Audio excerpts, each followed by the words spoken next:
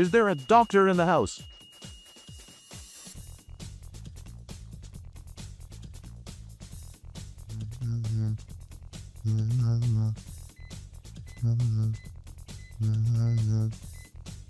Doctor, you have a visitor in the main lobby.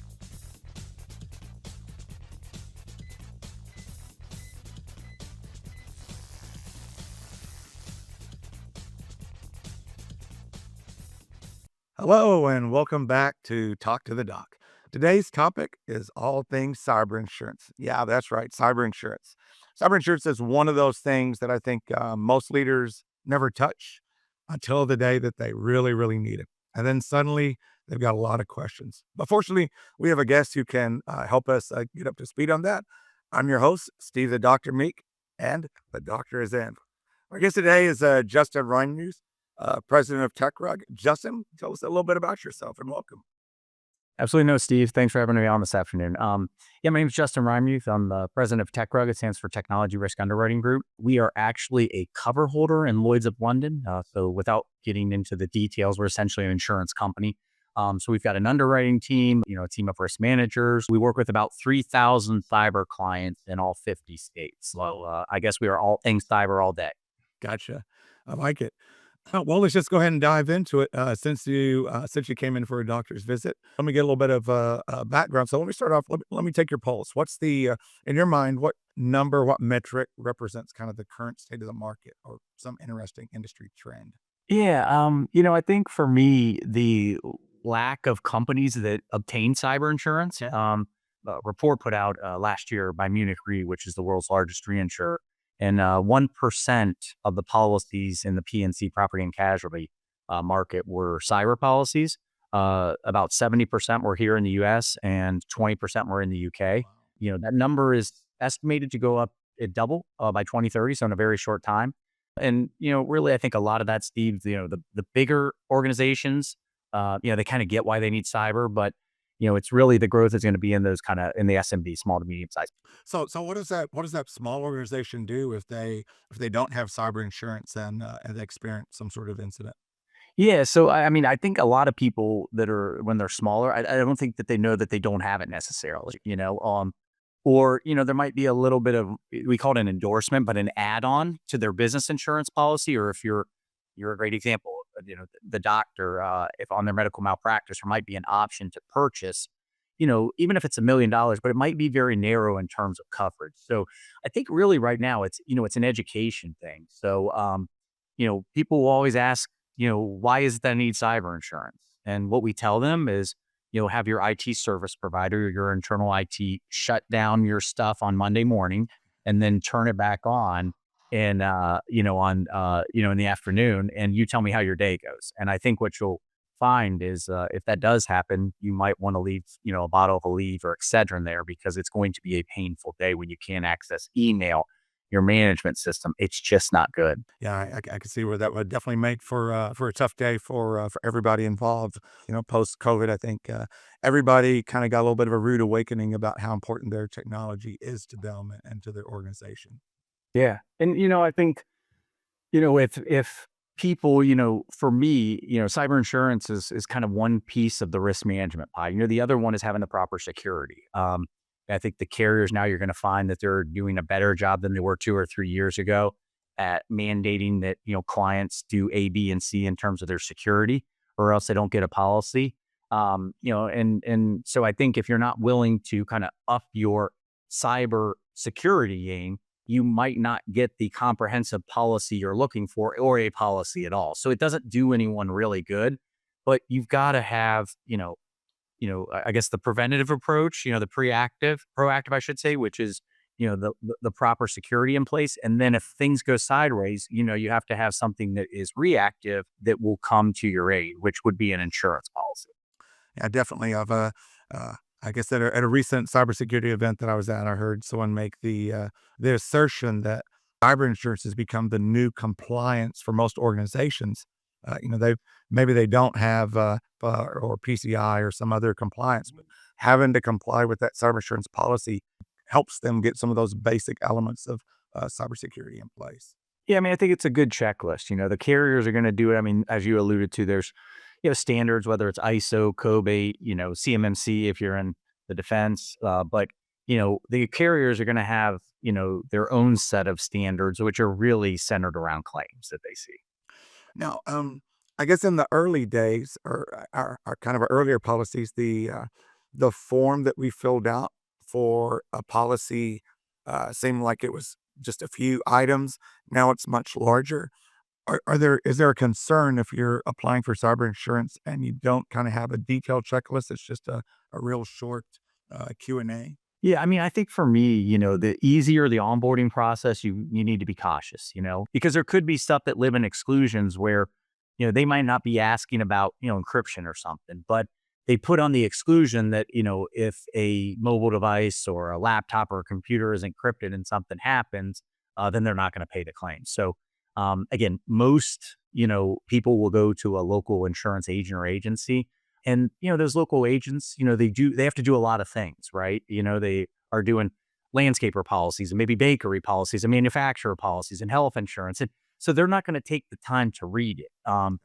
So if you're not reading it, they're not reading it, then I would probably get with somebody that's specialized that does this, all day, every day. But yeah, the more detailed and thorough it is, typically that carrier, I can't say for all intents and purposes, but the policy form is going to be a broader because they're offering a lot more. Therefore, they have to ask a lot of additional questions to make sure that cyber crimes addressed. That if something happens and they need to, buy you additional hardware, we call it bricking or computer hardware replacement, invoice manipulation. I mean, there's about 20 main cyber insurance agreements.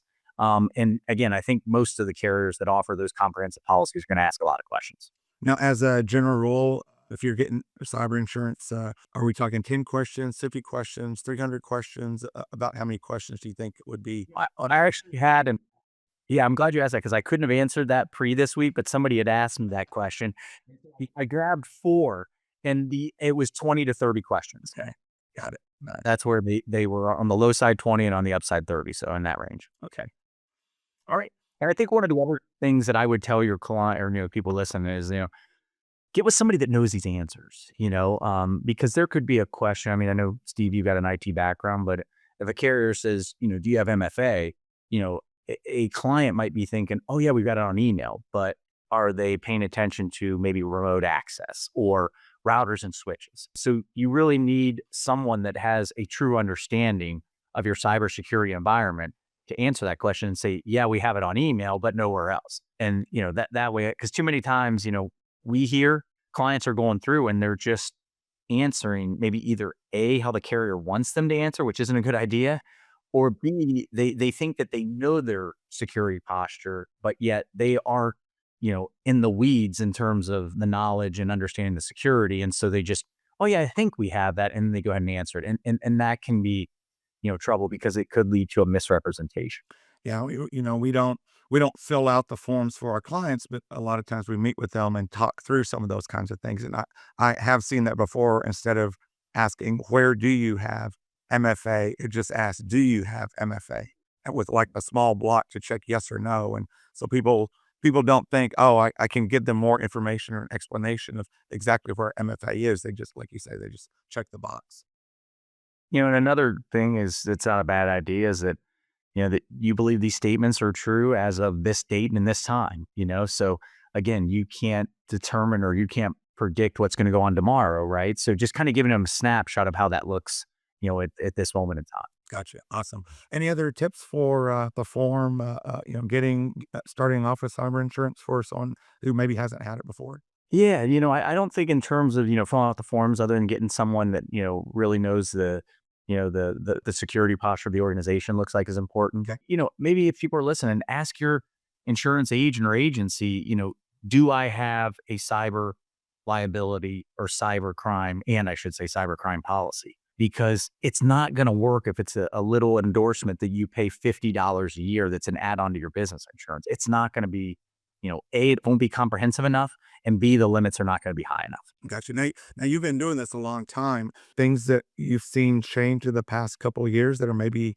a little bit different or of great importance, you think, to people applying for cyber insurance or who have an existing policy? Yeah, I think, as you said, the barrier to entry for an applicant, got a little bit more difficult, and that's just due to claims and how expensive they are if you get in it. Again, one encouraging thing that I see is that I think that slowly the clients of IT service providers are becoming more aware about cyber, and maybe it's through chamber events or associations they go to, but now all of a sudden they're talking to someone who got tricked into sending $150,000 they shouldn't have to someone, or someone that clicked on a link and that caused a ransomware attack and their business was shut down for a week or two. I always tell people, Steve, is, you know, there's a financial aspect to a claim and there's a mental aspect to the claim. And the financial is usually your deductible and that sort of stuff, but talked about, and there actually are exclusions in the policy for PTSD, is kind of the emotional side. And I mean, literally, I've had clients that have had to take, Valium or Klonopin. Some people have had to go into therapy because, again, we had a client, well, he was a prospect that came to us because they were a manufacturer's rep of bathroom fixtures. And so they got hit. They were down for almost a month. Wow. And everything they had to do was just, they had to convert, the money and get digital currency to pay the Bitcoin. They had to, deal with the bad actors. They had to get with, PR firm to make sure that they didn't take too much of a hit. And so they lost 23% of their business. Because what you have is in that case, he told me that, this was after the fact when he felt like talking about it, like you had city apartments were going up like crazy. And so people want to get the apartments done and they're willing to wait a day or two. But if they can't get the bathroom fixtures or the plumbing fixtures that they need, they're not going to put up with it for a week. And, typically once those clients go looking somewhere else, it's really, really, in my experience of dealing with clients, it's hard to get them back. So, I just tell people there's also, kind of that, mental side of things. And, I don't want anyone to go through it. So that's why, again, I always preach good hygiene. Again, we're talking to the doctor, but, you need to make sure that you got the right cybersecurity, and then you make sure you got a comprehensive policy. And if you do those things, you can take a Cat 5 hurricane and hopefully it's a tropical storm or a Cat 1. You might not be able to completely get rid of it. You definitely can minimize the damage. Absolutely. And you find there's like silent exposure that, across the cases where, where you've seen claims that, really, really impact SMBs, or just something that's kind of common across those incidents. Yeah, the two most common are ransomware and business email compromise. Those are the two.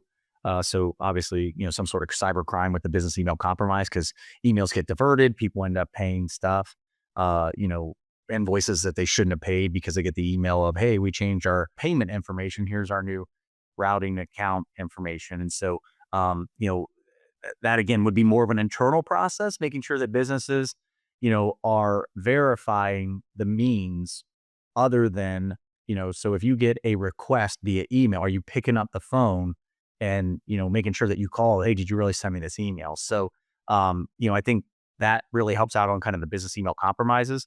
And then the ransomware events, another big one, security awareness training is really, really, really, really important. I just read something this morning. It was like 80 to 90% of the claims that they see in the cyber are centered around human error. So you're never going to completely get that number to zero.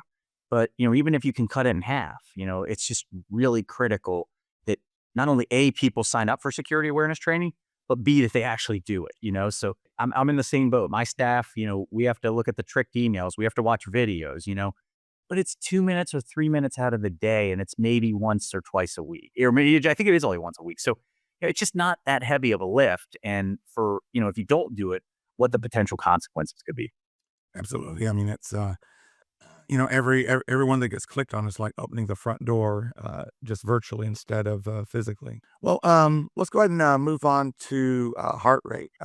What performance metric do you think tells the story for you right now? In terms of, Let's just say, I don't know, financial impact. yeah, the typical claims that we see, are a little over that 300,000. So again, that's all in. There's obviously gonna be some that are less and some that are more. These aren't insignificant numbers. Again, I ask any business out there, can you write a check for, 350,000 ish? And the answer is probably going to be no. So, making sure that you've got, again, a comprehensive cyber insurance. Sometimes people ask us, well, what limit should I start at? I would start at $1 million, would probably be a good number. Some of this, Steve, is hard on our end to quantify how much cyber do I really need, because what's the value of Bitcoin today versus 6 months from now? I don't know that answer. If a bad actor gets in, are they going to lock up 1 terabyte or 2 terabytes of data? Because with your technical background, you could tell you that 2 terabytes of data is going to take a lot more longer to unencrypt. Are they going to get back to you immediately? And is the decryption key that you pay for, is it going to work the first time or not? Because I've seen it both ways. So the point being is there's just a lot of moving, factors. Now you can, get down and say, hey, if I've got this many records and something happens and I have to notify, that math's easy. But in terms of what the ransom payment's going to be, what's your business interruption, how many days are you going to be down? You can go off of averages, but you're not going to really know until, you get to that point in time. So I would think, start off at $1 million, if it's not inexpensive to, go up to that 2 million, then go with the 2 million. I heard you say that, I think you were quoting DBIR about, people being, kind of that trigger for a lot of things. What behaviors do you think underwriters care about the most? I guess awareness, I hate to tie it back into security awareness training. But you get an email. Are you hovering over the link before you click on it? Are you double checking that, correct name of the corp or the entity selling you is spelled correctly? Like, does American Express have 2 N's, or sometimes they try to take like, an R and an I and make it look like an N or something, so you got to be aware of those things. I know you see this, every day, and I do, unfortunately, too. But it really goes down to, making sure that, you're aware that every email that comes in is not necessarily a good email. So, it's forearmed before warned, I guess. I guess over time I've learned that, there's basically 2 types of people. The ones who click suspicious links, and the ones that swear they don't click suspicious links right after they clicked one. Yeah. It's, again, I don't have to tell you, you probably see, several times a day, you'll have clients that probably call you and say, hey, can you take a look at my environment? I think somebody, clicked on something they shouldn't have. So, that really just ties back to security awareness training. It's not me. I saw the other day that a carrier, up to, I believe it was 1,000 end clients that they would have, or if they charge them only $300 for the security awareness training. So a year. So that would tell you, again, insurance, that particular carrier is telling you, this is a major problem. Therefore, we're almost giving it to you for free. So, yeah, that makes sense. It's all an investment to protect the organization, just like everything else that you have there or utilize in the organization. I think to your point, is once you get in, right? There are certain things like, and I'm not trying to get technical, but a lapse in PAM solution, which could prevent lateral movement. So, there's going through, the proactive, the security awareness training, but then when they do get in, God forbid, do you have the right security in place that maybe identifies it, that stops their movement in their tracks? That's where back to the hybrid, that you need very good cybersecurity and you need very good cyber insurance. If you have those 2 things, again, it might not be the greatest day, but it's not going to be the worst day. You're trying to figure, the right amount of expense for the right amount of safety, and everyone's got a different tolerance of, hey, we've got a lot more records, we're much larger, or our data is really important. So, there's no one right answer to anything. I guess, moving on to the next metric, weight. I think of weight as kind of a strategy metric. What should leaders know about in regards to cyber insurance? I think, again, getting a policy form that is truly comprehensive and, addresses not only, multiple insuring agreements, but, if you have an organization that's 50 million and you're shut down for a week, or let's do a simple math, 52 million, then that's $1 million just in a business interruption claim. But what about the, potential payment of the digital currency, Bitcoin, let's say in this matter? What's that going to cost? So, I think as a leader, you have to just, put in a little bit of planning and say, okay, our revenues are this, the average downtime is that. And, when you take all these things, then you can appropriately at least try to address what kind of limit that you should have. And I think that a lot of people just want to check the box and say, oh, I've got $1 million limit, and that's enough. And it may be for a 2-person accounting firm, but not for a 50-person manufacturing firm. The other thing, and I know this is a little bit off topic, but you know, the number of times we get, we're too small, Yeah. we'll never get hit. I mean, again, it's not like these attacks. There are certainly targeted attacks. Don't get me wrong, but it's almost like when we were a kid, you just throw a big net into the lake or the ocean, and you just feel a fish and you grab it. Did you really care what type of fish, or did you just want to catch the fish? And that's what it is. As I mean, the malware that's out there is based on, vulnerabilities and exposures. So, I think everyone needs to be aware that, whether it's 2, 5, 50, 100 employees, whether your revenues are, 500,000, whether they're 5 million, whether they're 50 million, they're looking for exposures and vulnerabilities. They're not directly targeting you. Yeah. The criminals are basically lazy, so they're just looking for whatever's going to be easy targets. They're like that lion chasing the wildebeest out in the wild. They're not going and looking for the big, strong, super wildebeest. They're chasing that scraggly, barely walking, already got a claw mark in the back kind of wildebeest, so that they can feed every day. Right. Now, where do you see, I guess, kind of the biggest coverage assumption gap that maybe the thing leaders think is covered but isn't? Yeah, I think a lot of times, going back to an earlier comment and that I made, that they think that they have cyber insurance. They might think, oh, I've got business insurance, therefore it's covered there. Or maybe, I'm an accountant, an architect, an engineer, that has to carry a professional liability or an errors and omissions, a policy, that extra policy.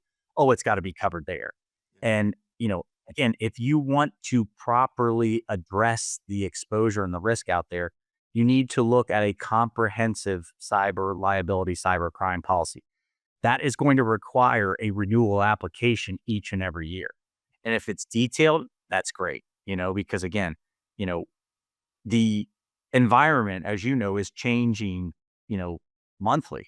And so, what was important last year at this time is not as important this year because, for example, AI and deepfakes weren't as big of a problem a year ago. They are today. So is the carrier asking those questions? So again, I just always believe, it's just like if you go to the bank, right? And you want to take out even though you work at the bank, you want to take out a line of credit, there's additional underwriting that they have to do.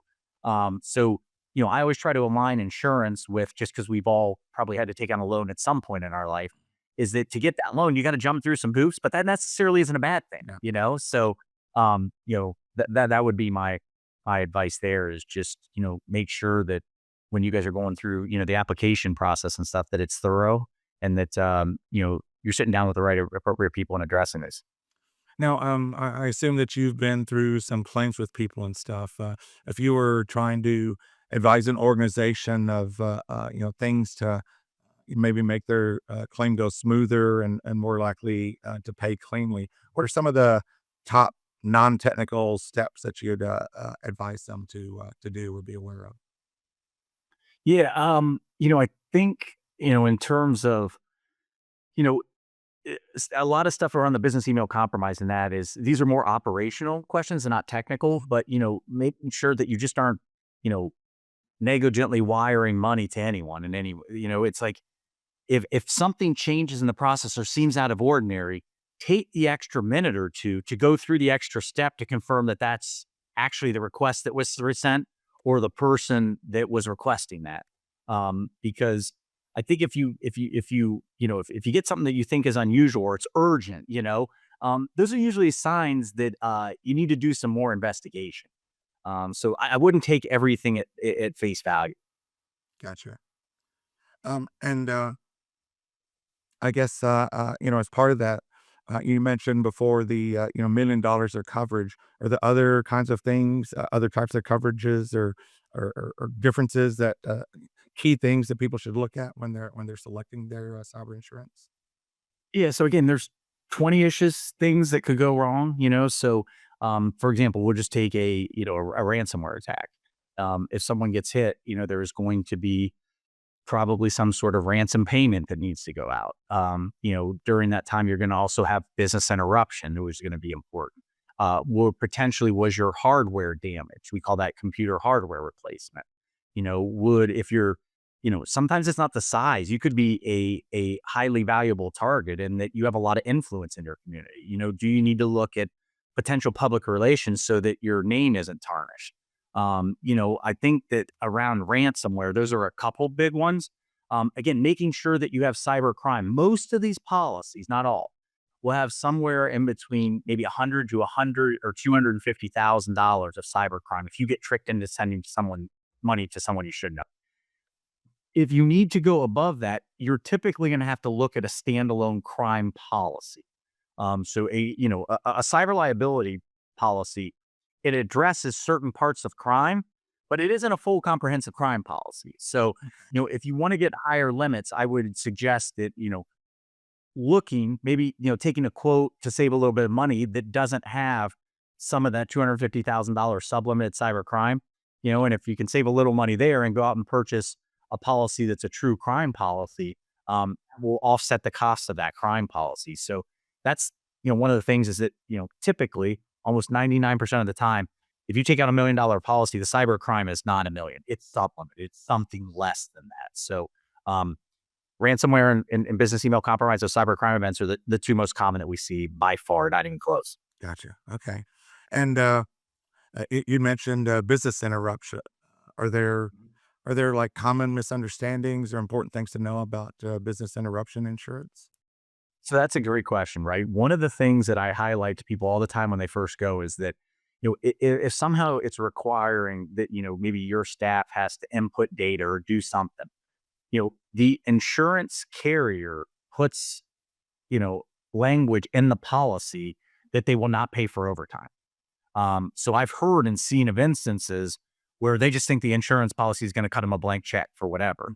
So that is one thing that I see a lot is where, they think some of the costs associated with employees doing certain things, either after hours or more than 40 hours a week. If you want to get and make sure that's covered, you can always approach the carrier and, they have kind of these loss mitigation provisions where if it makes sense to say, hey, yeah, we'll kick in an extra $20,000 because we feel that could lead to or prevent us from paying an extra $100,000, then they may do it. But you got to get, approval from the carrier. Don't assume. So that's a common one that I see that they think that their insurance carriers are going to cover, bonuses and, after 40 hours, and they don't. Gotcha. Wow. Okay. Now, having done this for a long time, I'm sure you've been involved in some sort of thing happening in the past. Can you can you help the audience understand kind of a little bit of the timeline of something just happened? What do I do first? What do I do next? How long does it take? Maybe walk me through the first 24 hours or so of something happening. Yeah. So, the first thing you should do is notify your insurance carrier if you have the proper insurance, because there are reporting provisions Okay. in there. So again, if you waited a day, not that it's going to be urgent at that time, you're not going to violate the provisions. But if you wait 6 months, you will. So notifying and typically, the carriers, I can't speak for everybody, but they're pretty good at getting there immediately. Because they probably, I would say at this point, I mean, the ransomware attacks and stuff really started happening around 2020. So, they've got, kind of 6 years of IR type practice. So they have gotten, again, not perfect, but a lot better in that area. So the first 24 hours are going to run fast.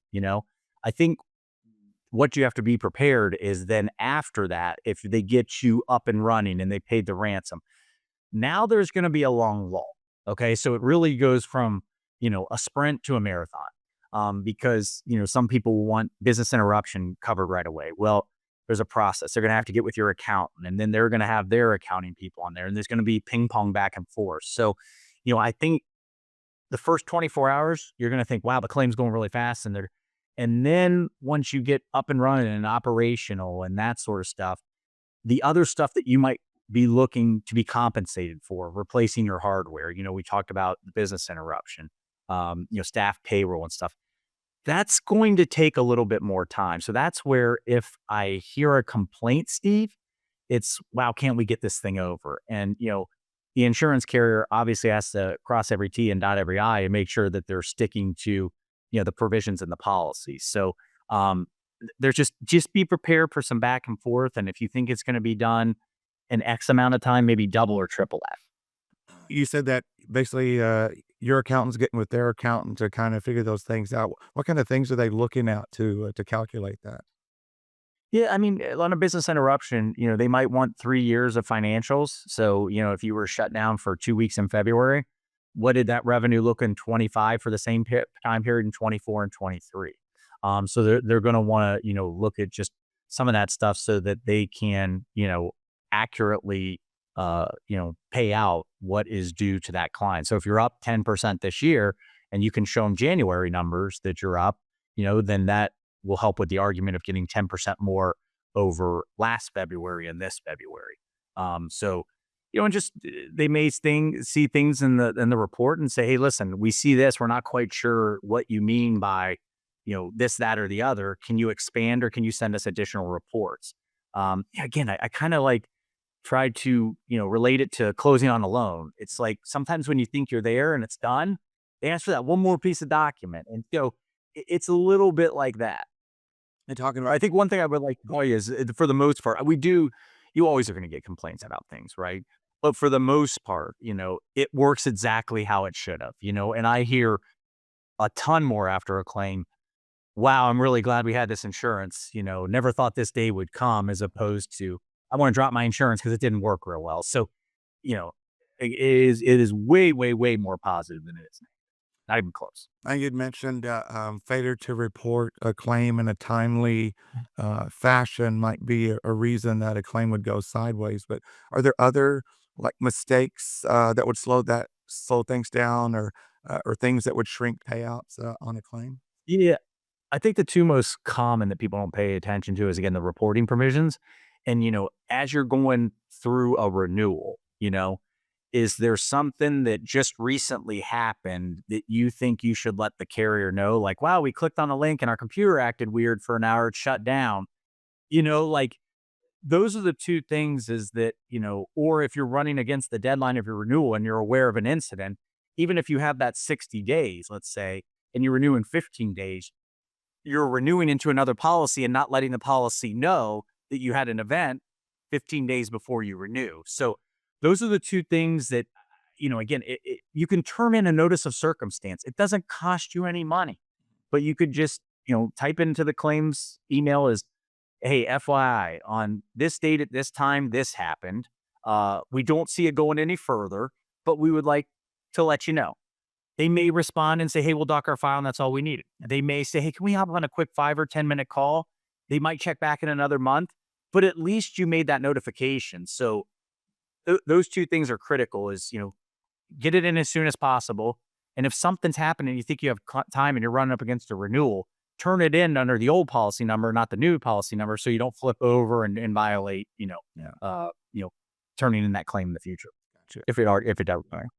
Okay. I guess what about one of the big things today? All the cybersecurity frameworks talking about third party risks, supply chain risks, those kinds of things. What are you seeing there in kind of the vendor front? Claims related to vendors and so forth. Yeah, I mean that's the nightmare scenario, right? So there's really not much a client can do unless you can negotiate with Microsoft or CrowdStrike or one of these big vendors. Are not going to change your terms and conditions. So I think being aware of the rules of the game, and making sure that that's taken into account. I don't know, Steve. Me personally, I mean, part of when I started TechRoad, I used to own an IT company. I had done research and I saw that the hardware providers kind of dictate how we're going to consume IT services, so we had the cloud. It's called ASP, back in the 80s, early 90s. And then we went to a break fix model. And then we went to ASP again, which is called the cloud. I think for me in the next, 10 to 15 years, I think we're going to go back to some sort of break fix type model because of what you just hit the nail on. You hit the nail on the head is, if one of these massive vendors, something goes sideways. I mean, you've seen it recently with airlines getting shut down and, banks and all that sort of stuff. It's a lot easier if it just disrupts your own virtual private server in your own office.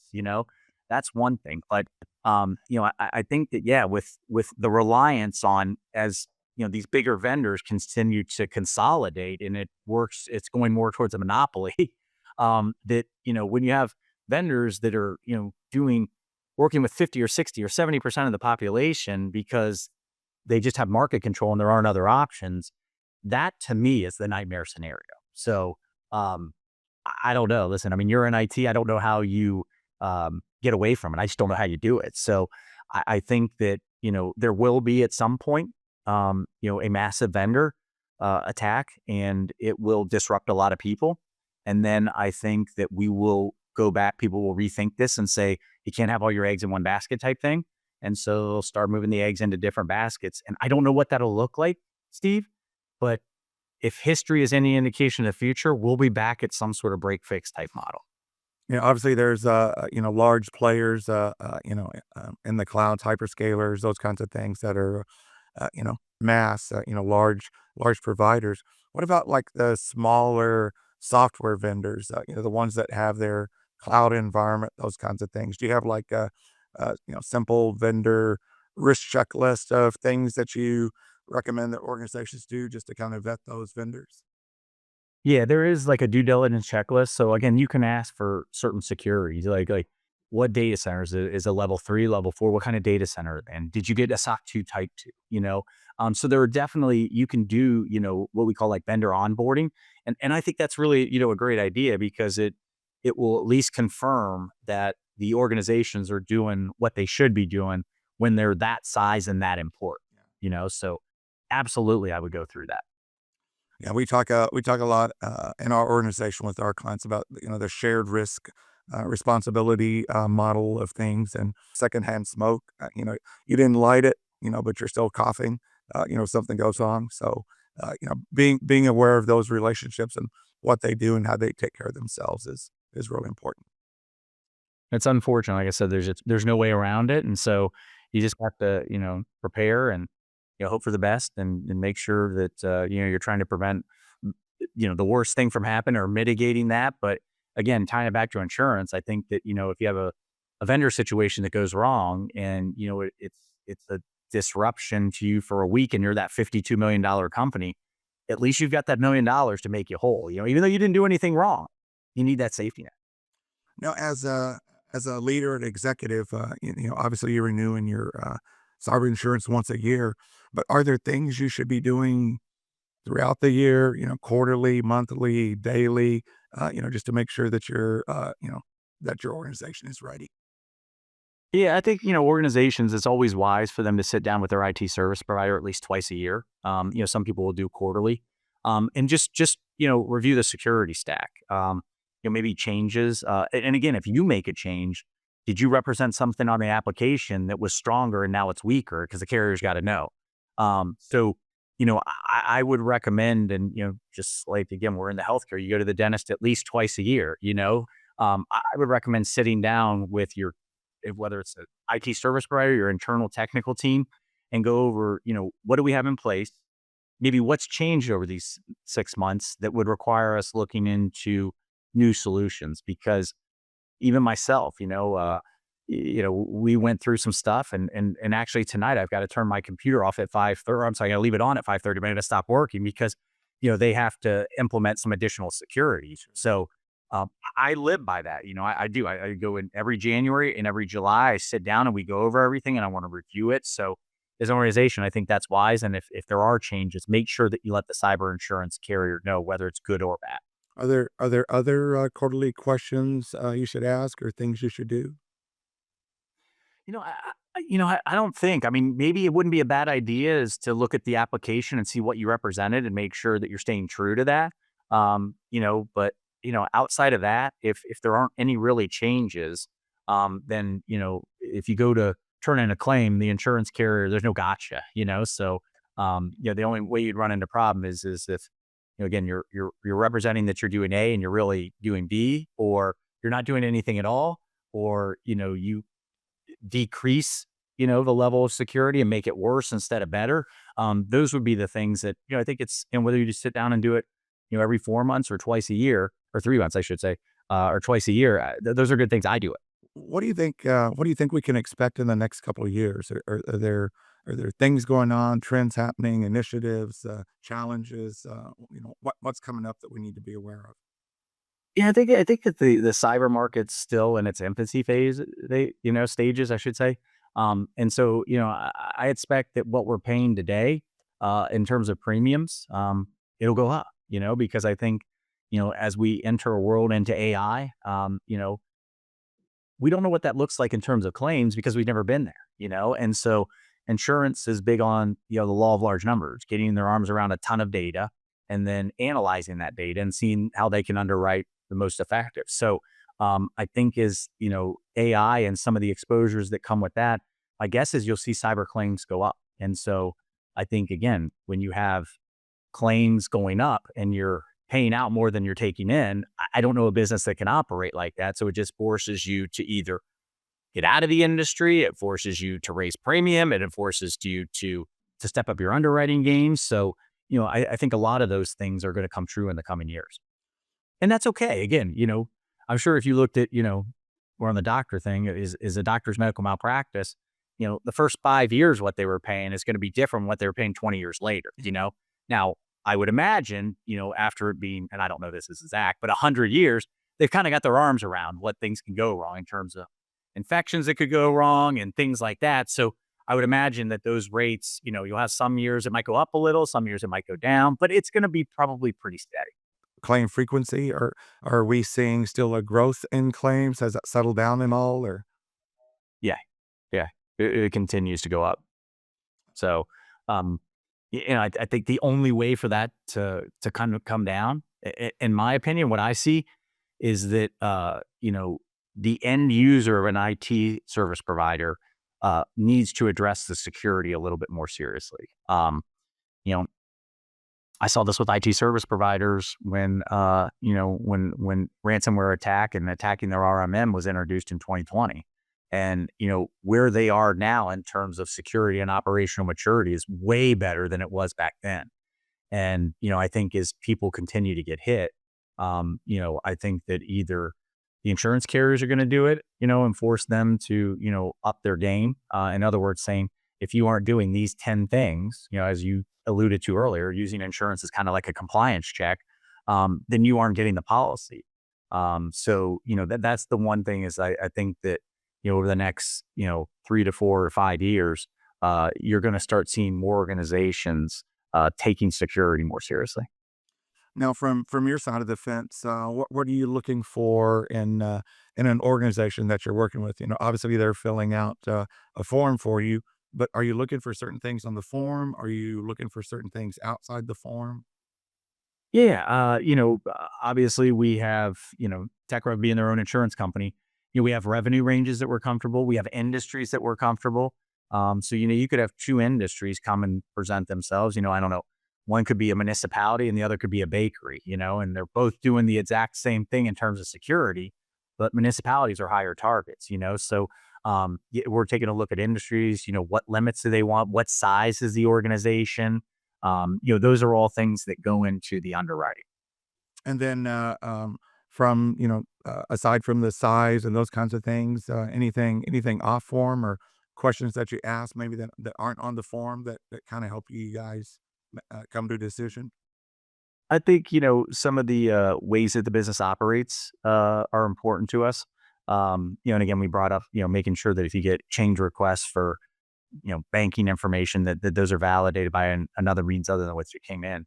And then, the security, what type of security do these risks have in place? And it's literally, there's not, it's not a one size fits all. So we might have someone that says, no, we don't do that, but we do this, that, and the other instead of that. And then I've got a technical team that reviews that and they might find that answer acceptable, So, they're going through and, I know for us, the questions that we're even asking today weren't the same 2 months ago because there's been some, additional risks. So, it's really kind of almost, Steve, like a dynamic underwriting model where it's consistently changing. The client only has to go through it once a year.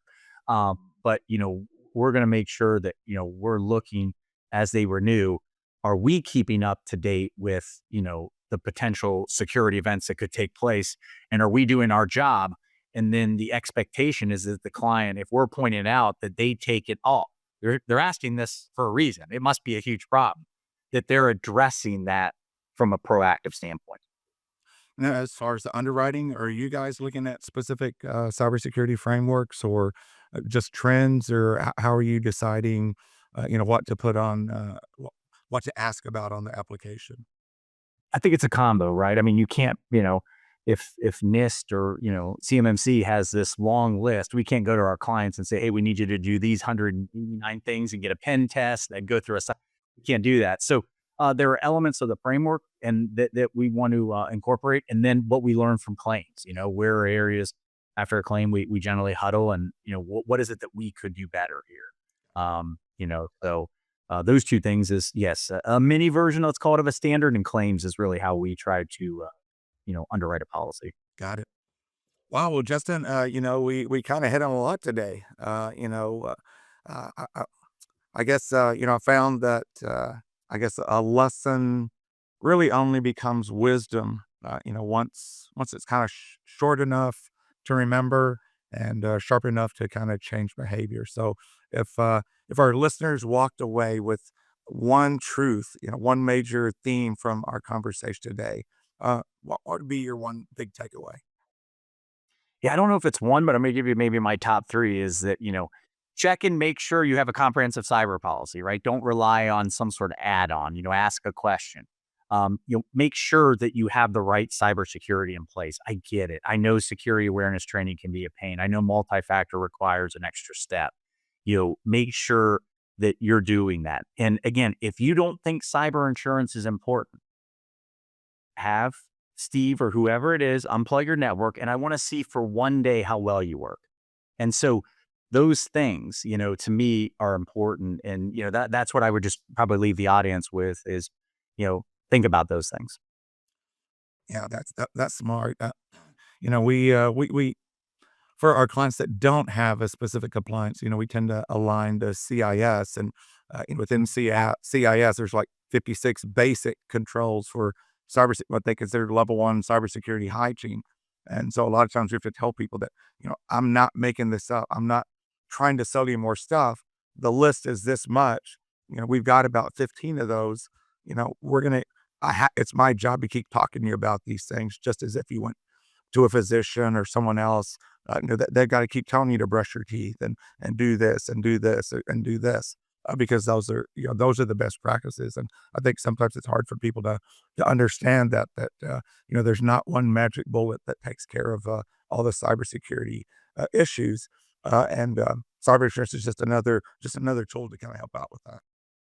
No, to your point, I think you do a great analogy because we always say, when somebody will say, "Oh, I feel like my IT service provider is getting me," and it's like, so do you think a doctor, if you have cancers, trying to upsell you with chemotherapy? No, they're just doing whatever it is to get rid of the cancer. And so, yes, I'm glad to hear that you guys are following a standard.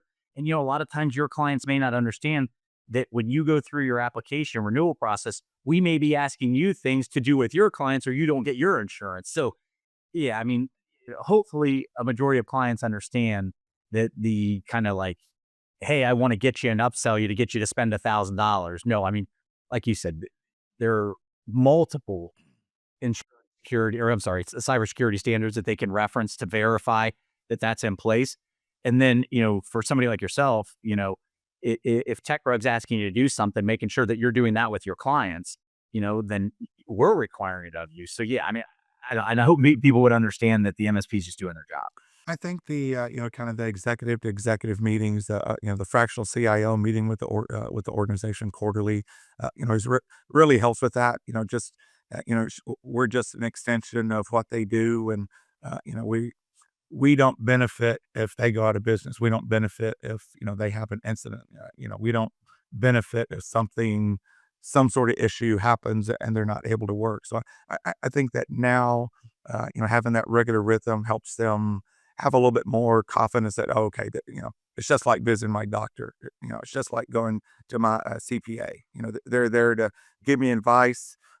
In the end, I'm going to make my own decision, but they're going to give me advice one way or the other. Right. And as long as both parties know going out of that, it's documented correctly. And, if they don't want to do X and, something goes wrong because X wasn't done, then, they're on the hook for that. Sure, sure. That's part of that shared risk that, there's some things Yeah. you're going to own. There's some things we're going to own. There's some things Microsoft owns. There's some things your software vendor owns. We all have risk in the equation. Yeah. Now, I really appreciate it. what about other prescriptions? What about other little things that you think would be helpful for organizations to know about cyber insurance? What are the basic questions people ask?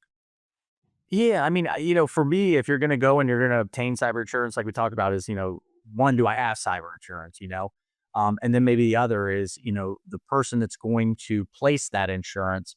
How much expertise do they have? Because if they're not used to doing these things, you could get quotes, and these aren't really what I would call you know regulated. Everyone's the same type quotes. They're unregulated, and one carrier could, put in cybercrime and one wouldn't, and one might cap the business interruption at 100,000, the other one wouldn't. So I think it's really important, just like you're going to go under the knife with the doctor, you want to make sure it's not their first surgery. I would ask that question because if somebody's doing this day in and day out, they could have, they're going to know what to look for and not to look for in terms of like, do we really want to make sure we stick someone with this policy, with this exclusion? And then, like I said, maybe if they're doing it all the time, they're dealing with an underwriting team, they can get, questions or answers to questions that you may have in a much quicker manner, and maybe in a more detailed manner instead of some of these vagueness that you and I talked about. So, just like, certain types of, in doctors, with medicine, there's certain types of specialists, I mean, ears, nose, and throat, you've got all these, same with the lawyer. I mean, you got a criminal, you've got a divorce. I think in insurance, when it's a specialized type of a product, you need to get with the specialist. If it's just auto insurance and workers' comp, those are generalist things, but when you start getting into very specific types of insurances, I would get with someone that does it, on a regular basis that can point you in the right direction. Yeah, that makes sense. And, I am a doctor of love, so that's my specialty. Now, as far as I don't know if you know this, but my audience loves freebies. Are there any books or ebooks or downloadables or links that you want to share that would be good to put in our show notes? You know what? I don't know that we have that, but like if someone's interested in us doing a quick review of their cyber policy from a high level, send it over and my team will take a look and, you know, make sure that, just if we can get some basic info from them, like, size, and obviously we're going to know probably the industry, just looking at claims data that we've collected and seeing what's going on. Do you have the right insuring agreements? Do we think you have the right limits? Maybe send over your application. Did you answer the questions correctly? So you've been a long time client, a great guy. So I'm willing to do that for it. It'll be, it's not another set of eyes. I don't think it hurts. Yeah. So, well, what's the best way for people to reach out, contact you directly or? Yeah. If you want, I can give you, we got www.techrug, techrug.com is the website. You can submit information. There's a click here, right, where you can fill out just a brief questionnaire. Again, Steve, you've got access to my information, so I don't know how it goes up on this, but you're more than welcome to put my email out there. And like I said, if we can help out and any little bit, and it prevents somebody, from having to go through a claim or, minimizing the downtime or the experience that they have to have that it's associated with the claim, we're here to help. That's awesome. Well, and for myself, you can always reach me at the doctor, spelled out the THE doctor, DOCTOR at fulcrumgroup.net. All right. If today's episode taught me anything, I would say it's this, that, cyber insurance is maybe like a parachute.